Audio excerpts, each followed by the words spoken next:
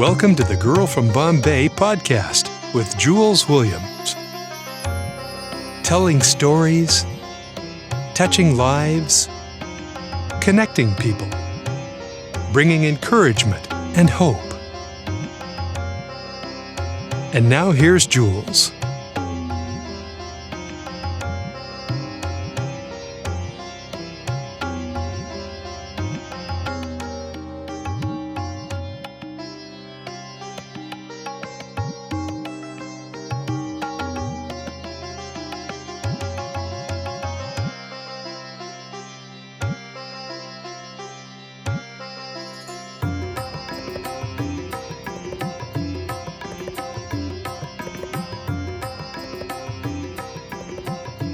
Welcome, everyone, to my podcast, The Girl from Bombay. And here I am, the girl from Bombay. And I have with me my very dear and precious friend, Gretchen. Hi, Gretchen. Welcome. Hi, so good to see you. Yeah, same here. And this is our second podcast. And what we are doing is like I said before, if you've heard my first podcast with her, was that we had conversations inside Zoom in two different states and two different countries talking to each other. And we decided to take our conversations outside and hope that we would be able to encourage people with our conversations. The last conversation that we did was on, go ahead, I think integrity, right? And I had quite a few people call me or talk to me, my friends, and they really enjoyed it. And it's not just about enjoyment, but really having a conversation about life and how we can impact the people around us. And today, I think going on from integrity, we are going into empathy, which I believe increasingly in this digital world is falling apart. It's becoming more and more foreign as we see young people who are on the phone are not able to communicate, are not able to empathize with others around them because they have not received that while being on their gadgets. But that's really not how you can do life. Life it goes beyond that. And so there are different types of empathies. We have the cognitive empathy, where the ability to understand another person's perspective, on their mental state, and it involves seeing the world from their point of view, and not necessarily you need not agree, but just listening to them and saying, yeah, I understand what you're trying to say. I don't agree with you, or you may agree, but that's the cognitive empathy. And the other one is the emotional empathy, where you have the capacity to physically feel what another person is experiencing emotionally. And I think a great example of that is movies. When they make these movies, they make the tearjerkers because they go into your emotional part of your brain, and then they arouse this, and there you're watching a movie and coming out crying. I remember my mom, one time she went for a movie, and when she came back, my dad asked her, how was the movie? And so in India, the movies are like about 3 hours long. And she said, oh, well, it was a terrible, sad movie. And he goes, and you paid to cry, Let's make a point, that's emotional empathy. And the third one, which is so really important, is the compassionate empathy, where you're not just, seeing what's happening, but you actually want to reach out and touch. Yeah. And so I'll let you take it from here, Gretchen.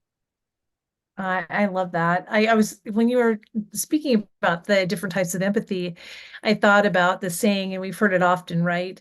Walk a mile in someone else's shoes, right? What does that look like? So often we see it from our perspective, but I think empathy takes the walking in someone else's shoes perspective. We may not totally understand what someone is going through, but being able to put ourselves in maybe their situation, or, figuratively in their shoes, we have another ability to feel like how they have gone through something, or are struggling with something, or are dealing with something that is maybe foreign to us, but we can still feel it because we have put ourselves in their place. Not fully because we haven't gone through it, but we can try by kind of changing our perspective to see where they're coming from and then feel from that. And I think, the compassionate empathy is what I want to focus on today, is how you can tell whether somebody is really compassionately even listening to you or being empathetic towards you or being part of your journeys just by the things that they do. And one thing that really, there was a certain moment in my life when I lost someone very, very close to me. And I was in a room with 3 or 4 people, and this one lady asked me what happened. And it was, when you lose someone, it's sad. And someone was in the hospital, and I was narrating this because she showed interest. But the next moment, when her phone rang, she was on the phone and she expected me to continue this conversation with the rest of the people, which to me was not empathetic at all. And I haven't forgotten that moment. It has kind of stayed with me, and I I felt completely disregarded for such an important thing that had happened in my life. And so in return, I have to be very careful when I come across somebody that has, a wounded heart or is going through some difficulties. How am I responding? Am I looking into their eyes? Am I able to squeeze their hand? Or, sometimes not even saying anything, but saying, I care, you know. And I think that that's really important because I do feel that being on the receiving end of that, sometimes it's uncomfortable, right? Because you're being given a really special place to be with someone. And to stay in that sometimes is uncomfortable because perhaps we haven't experienced that. Recently, I was on a trip. Went to Wyoming. We live in Colorado. We went a little bit north to Wyoming, and my husband likes to photograph, and he'd photographed a picture for a cattle rancher out there. And we stopped by their house. He wasn't home, but his wife was. And now, mind you, we are in the middle of Wyoming. Nothing is around us, just their home, and there was a few horses in a pasture. And Mike, my husband, knocked on the door, and she answered the door with 4 huge bottles. I mean, I'm talking huge with nipples on them, and they were warm. And she was going out of the door, and she said, "Well, my husband's not here, but would you like to come with me?" And with the invitation, we went with her, and she had these 4 bottles. 2 were for a couple of calves that had been abandoned by their mothers, and they were so happy to have that warm milk. And they had little teeth, so you had to be a little careful how you held it. And I was just watching this woman nurture and have compassion for these little calves. One had been abandoned by her mom. She was a twin, and the mom only took care of one of the calves. And she said that when they're young, sometimes she has to feed them every 2 hours through the night. These calves have gotten a little older, so it was basically 4 times a day now. So those were only 2 bottles. So we had 2 more bottles to go. And she walked us to another barn, and in it was 2 young colts. And as I understand it, if they're girls, they're named fillies. And they were in 2 separate little stalls. One was 3 weeks old and one was 2 weeks old. And again, we fed these babies. And one of the colts, the 2 week old, her mom had died in childbirth. And so basically, this woman had become her mom. And she said, look at this jacket. It's all kind of ratty and dirty, but it smells like milk. So this little baby thinks I'm her mama. So I wear the same pants and the same jacket, so much so that when I now feed the baby, this little filly, she knows me, and she's even learning to eat hay from me. Well, I'll just stand and I'll pretend to eat hay, so she learns how to eat hay. And I was just so in awe of this woman that was doing extraordinary things for these babies, and they were so in love with her.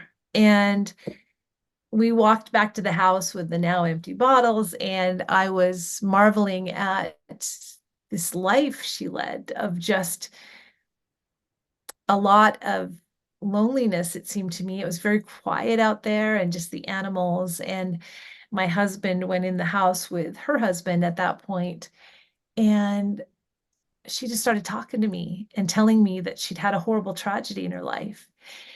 And I remember feeling very like, first of all, honored, right? And a little uncomfortable, because she was telling me a very tragic situation that happened to them in their family. And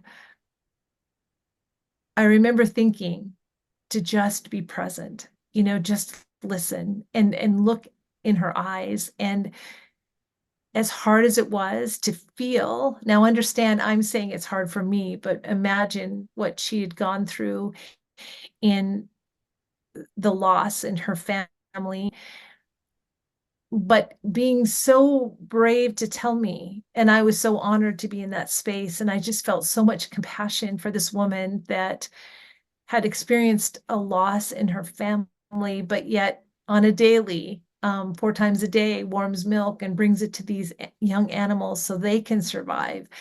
It just made me feel very humbled to be in that space and very honored to be with that woman.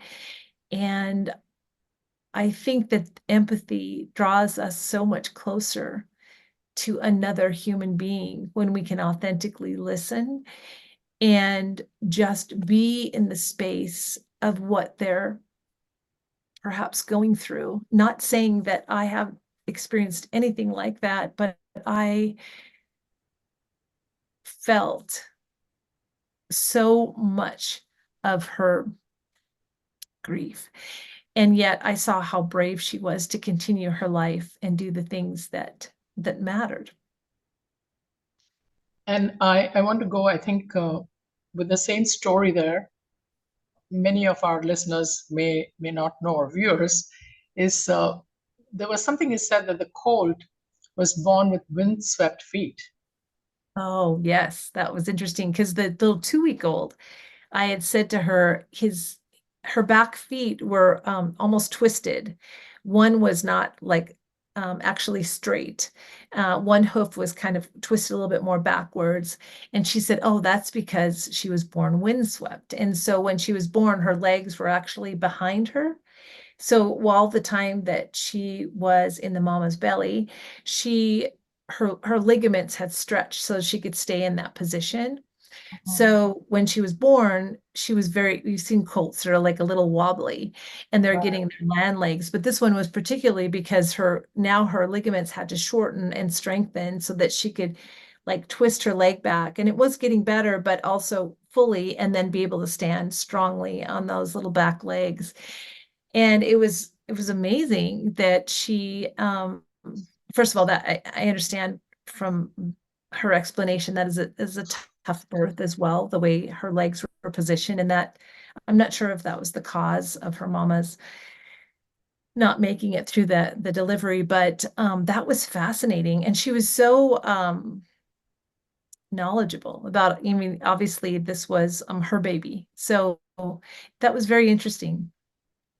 I think, and then I was seeing a parallel to that is like, I think everyone, each living being, every human person on this planet, at some point or the other, will have windswept feet. Mm, You know, there will be some time where we can't walk straight, we'll be wobbly. Maybe yeah, it was a financial difficulty, or maybe somebody said something, we were wounded, or somebody died, which is, I think, the greatest grief of all, because you yeah, lose your person. But the wonderful thing, in spite of the grief, as a believer, as a born again Christian, the wonderful thing is, if that person had put their faith in Jesus like you have, then you will see them again. But that doesn't discount from the grief. You know, I just want to bring this point in here because a lot of time people think, oh, well, so you're going to see this person, the person is with Jesus, and then why are you crying or weeping? But they're two distinct things. We rejoice that the person is there, but the loss is real. The loss is for now. You have the remaining of your life to live for. And so is that, there are certain moments where we will have windswept feet. And I think what this woman was doing is what we need to do. Is help that person through. Sometimes there's longer involvement. Sometimes the involvement is shorter. Sometimes it's deeper. Sometimes it's more shallow. Nonetheless, if they are in our radius, I think we need to inquire of God and say, God, how do you want me to empathize with this person? And empathy is most of the time costly because it'll cost your attention. It'll cost you to not think so much about yourself, even if it's for 10 minutes. Mm. It's costly because sometimes the involvement is more. What if you have to empathize with someone to the extent of taking groceries for them, or actually saying, you know what, hey, hang on a minute, I'm going to come and live with you for 2 weeks and I'm going to help you out. That's empathy. But empathy is always costly. And I think as human beings, we need to probably count the cost and say, am I going to do this? And then do it and see the wonderful things that unfold when you do it, because this lady is giving of herself to this colt, but as she's emptying herself, she's also receiving more of the grace to nurture that animal. She's not running dry, she's not running empty. God's filling her up. And I think that's such a miraculous thing, that when we stop and talk to somebody or we empty ourselves, God doesn't say, oh yeah, well, you're emptying yourself, so I'm not concerned. He's like, oh, I'm just going to give you more grace. Yeah. And I'm going to fill you with my love so you can keep pouring this love out to others. And I think that really stuck with me, the windswept feet. Last night I was thinking about it. And so I think as people, we need to look around and see if there's somebody with uh, windswept feet that need help to stand up again, as they're struggling in life. I think that's beautiful. And I think I want to, really use that in a verbiage thing. When I do see someone, I'll think of them as being windswept, right? And so often when we're windswept, it does kind of take our breath away for a minute, right? And we feel like we're blown back and we're not completely on stable ground. Yeah. And being empathetic to someone that has that going on, I think is just a really important ability. And I think you touched on it earlier when we started out talking about, when we're texting, when we're on social media, what we don't have is that connection with another human being to like literally feel when they have a conversation with us, whether they might type a caption in Instagram or they might type you a text, that kind of thing. But that's very different reading that than physically being with someone and having someone share maybe a story about how they have been windswept. And I think that really is the beauty of having some interaction and personal connection with people that is what we were missing during the pandemic when we just had social interaction. We were able to see people and talk to people, and we started missing that. So I feel like I just want us to be able to again have some moments where we build that into our life and not disconnect completely from people, so that we can notice how other people are versus just being absorbed into either what we're looking at, what we're scrolling, or what we're messaging to someone else. How is the other person doing, and do they need to be held a little bit, with some empathy? Yeah, and I want to touch on that, about being held by somebody. So I went through a very tragic event 11 months ago, and somehow you feel a lot of people forget you, or a lot of people, everybody's in their own bubble, and phone calls, don't come anymore. Nobody's saying, hey, you know what, I'm going to come visit you. Um, and it becomes a very lonely place, because what do you do then? And I think for me, I just love this really powerful scripture, which is in Hebrews 4, chapter 4. It says, For we have not an high priest which cannot be touched with the feeling of our infirmities, but was in all points tempted like as we are, yet without sin. And so we have someone, that is our Lord Jesus Christ, who is touched by our infirmities, who is touched by our grief. And it goes on to say, let us therefore boldly come unto the throne of grace that we might obtain mercy and find grace to help in time of need. And sometimes in these isolations, I think that is the ultimate thing, is in our isolated moments, if we can begin to understand that God hasn't forgotten us. Mm.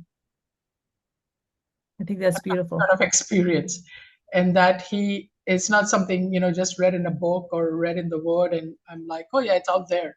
I'm actually going through it, and I can tell you that it is so amazing to find that comfort in God and to know that he's always there. And I want to say that to like anybody else who finds there's nobody to empathize with you, there's no one to care about you, there's nobody who will call you and ask you how you're doing, that you do have this living God whose name is Jesus Christ, who died and rose, that he is there. And I love Isaiah 53:3 says, he's despised and rejected of men, a man of sorrows, and acquainted with grief.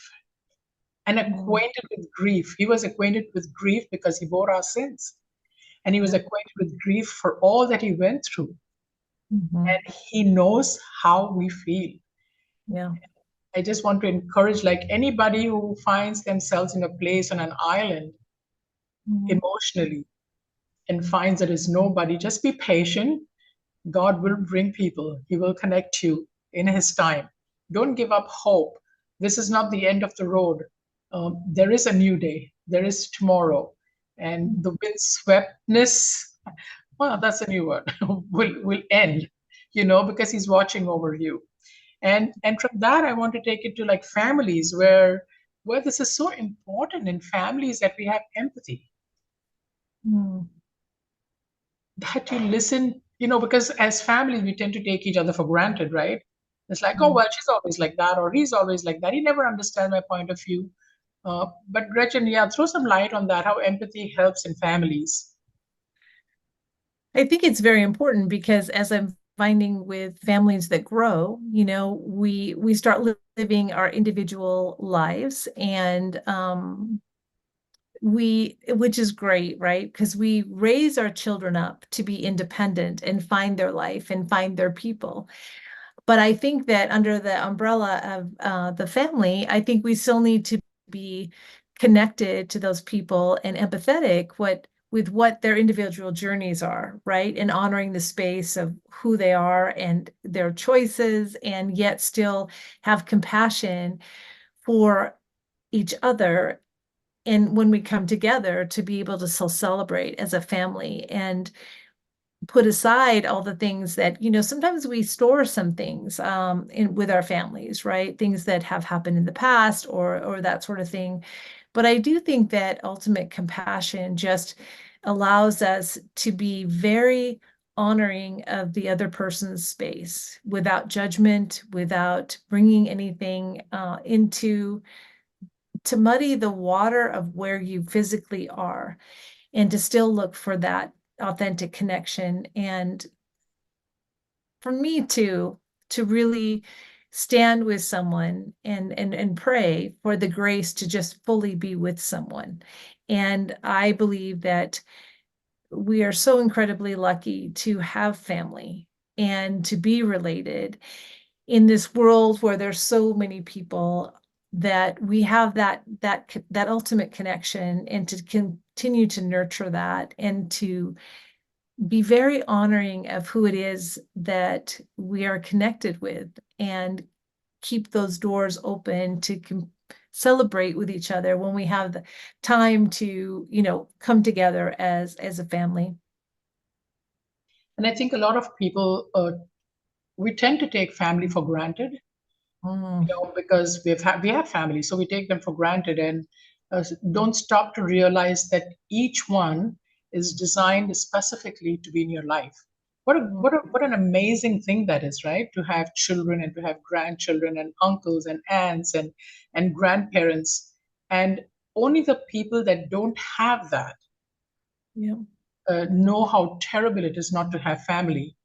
I It's true. remember when I was back in Bombay, in India, there was a girl that I took under my wing, a young lady, and she didn't have, she was an orphan. She was given up, and whatever happened to her life. And she would say, I always scan. So Bombay is a big city with 20 plus million people, and she would say that when she walks on the streets, it's a constant thing for her.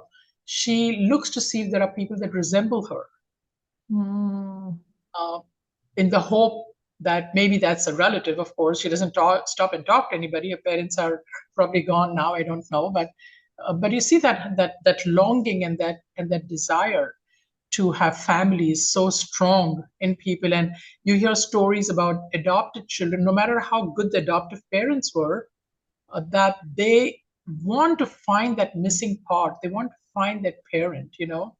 And so, anybody who's listening to this, I think it's just important that we all, even for myself and for you, Gretchen, that we value family, yeah. that we take the time. And I think when you were talking, this first sentence that you spoke about walking in somebody's shoes, I thought, Mm. wouldn't that be? It's for fun, but wouldn't that be a great exercise when your family gets together? I'm just, we don't plan these talks. We don't sit before and we talk. We just come here and we are having discussion. And I'm pretending to have tea or coffee, but it's just a glass of water. um, I've had enough coffee for today. But it's like it would be nice if everybody sat down and then you put a pair of shoes out, somebody's shoes, Yeah. and like one of your kids, and the other kid goes and stands by their shoes or in their shoes if they can fit. Right. And if they can tell you what this other person is feeling, Yeah. because what they'll tell you is what they are feeling. They have not reached that place where they have listened enough or taken time to understand where this other person is coming from. Yeah.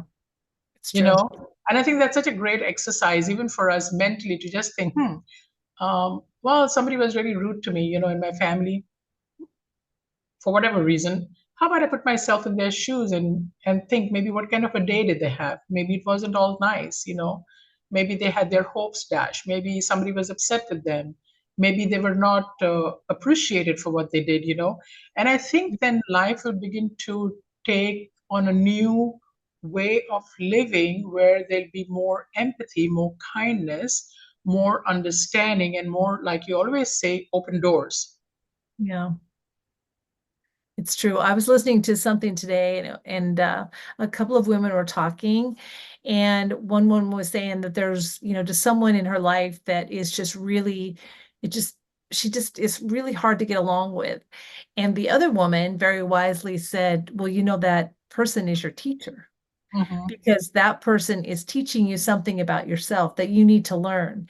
So sometimes when we see that other person that uh, stirs something in us, whatever that is, right? Maybe a little angst, or maybe it just, they're a little grating, maybe, and you get frustrated, right? And I love that perspective when she said, but they are your teacher. Like when you just turn that around, that person is teaching you something about you. And what do you need to learn from that person? Maybe it's patience. Maybe it's just kindness to listen fully. But there's so many things that I think often we discount when we find someone that maybe isn't aligned with us, whether it's in a family or in a friendship group, or maybe we're going to another, a group together, right? We have a common interest and we meet as a group. And maybe there's that one person that we shy away from because we just feel like it's a little bit of sandpaper. But I thought that was so good. And I really wanted to adopt that philosophy of, oh, I need to learn from this, right? Because if there's something that is upsetting because of that relationship with the other person, then I need to learn from that. Because I feel like so often we discard that part of our relationship, or maybe that person altogether.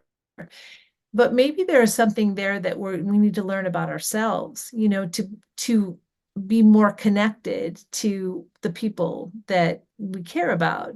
And that person is just an instrument to be able to do that with. Yeah, that's so true. And I think sometimes, because you can do small acts of kindness, or you can just have supportive communication, be there for that person, use, empathetic language, validate their feelings, offer support and encouragement, and but Mhm. sometimes it goes into, more efforts, you have to give yourself in more.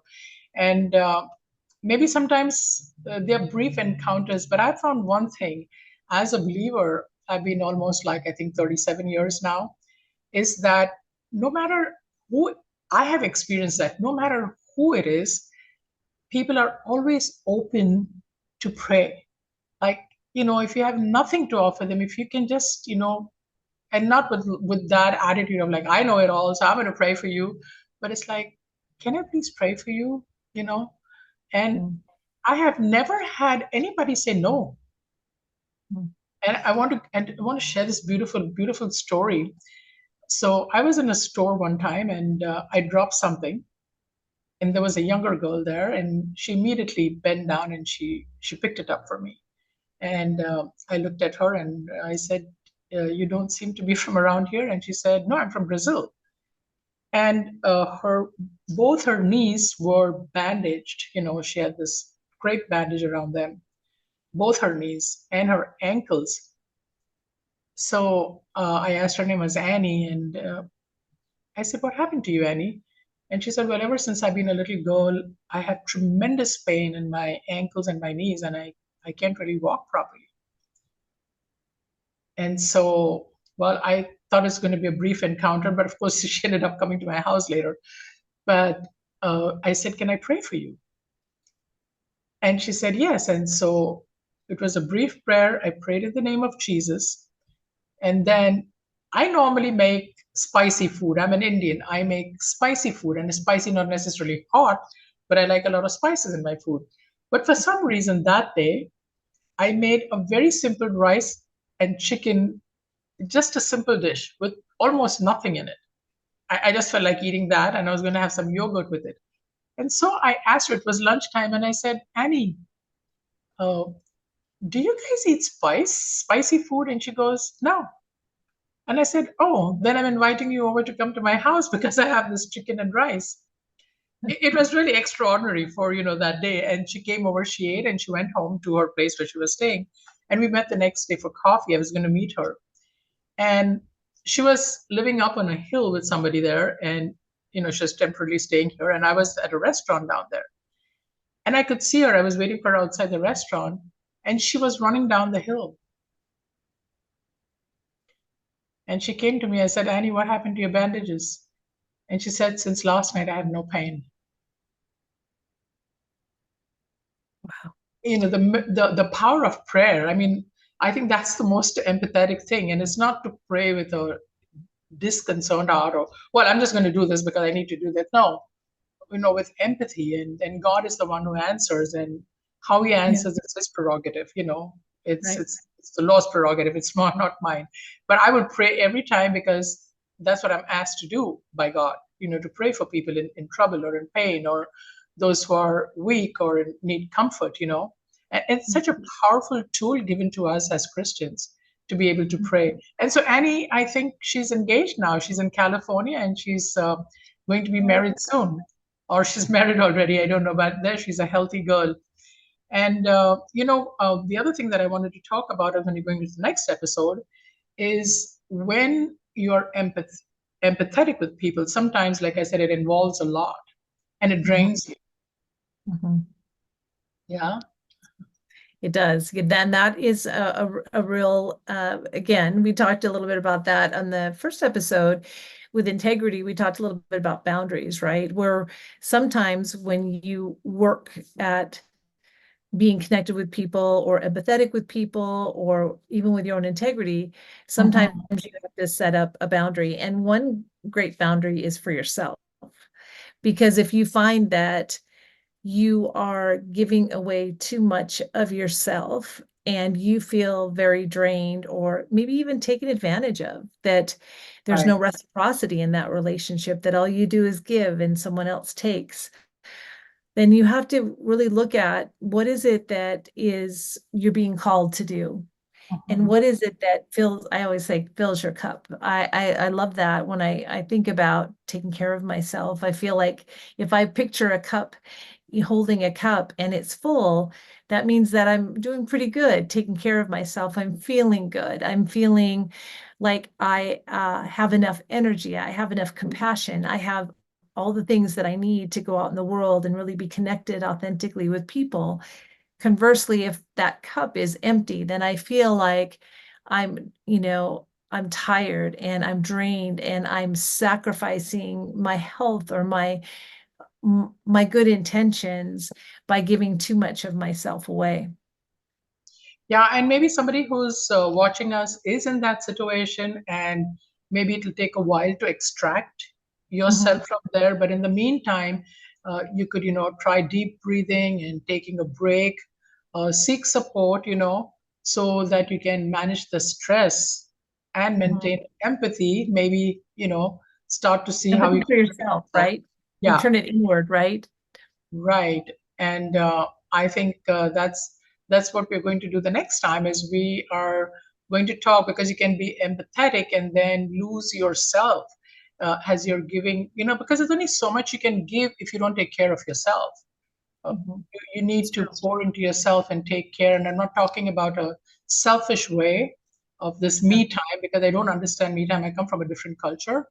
Uh, but is how do you really, in a healthy uh, way, take care of yourself, honoring your body and your mind and your spirit, and then being able to give to others before you are completely wiped out and have nothing left, and Well, and we talk about that, right? You cannot pour from an empty cup.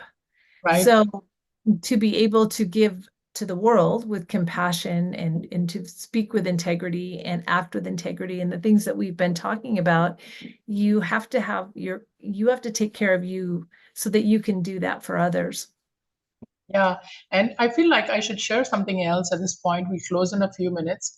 Is that I don't know whoever you're, maybe you've just gone into a new country, or maybe you're a young person out there, but try to find good people in your life. Try to find maybe somebody who's older, who's more mature, and have that kind of nurture those relationships.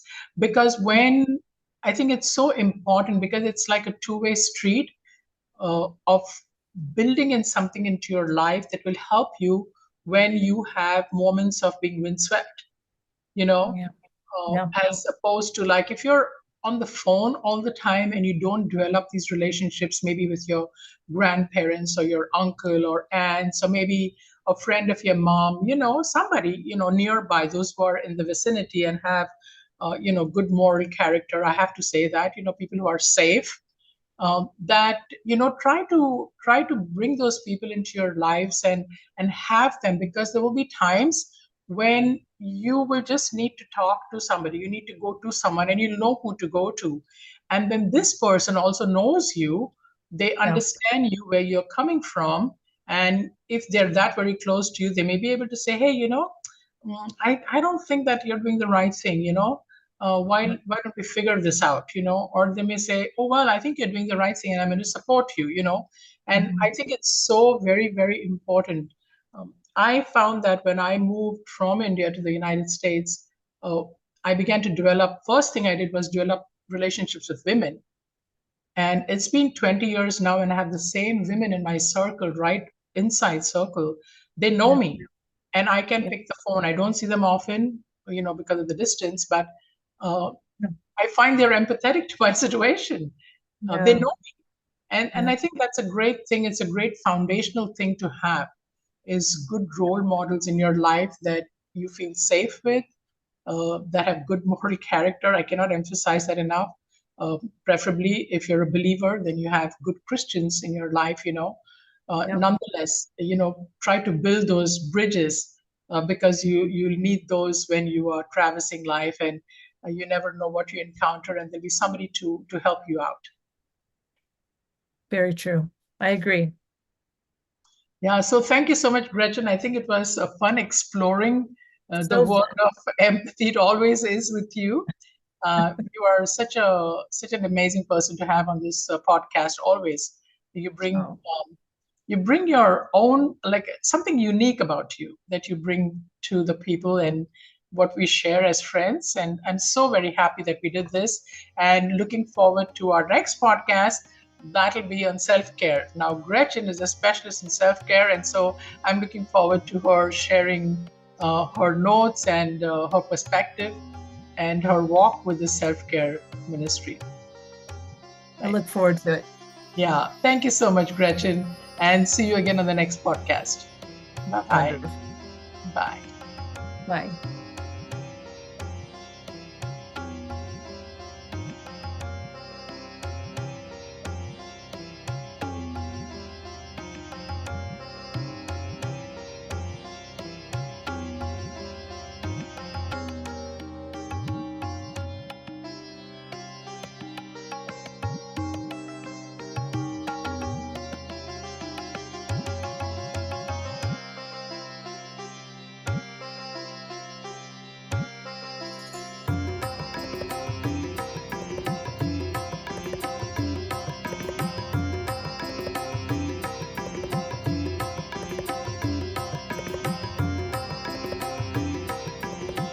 Thanks for listening to the Girl from Bombay podcast.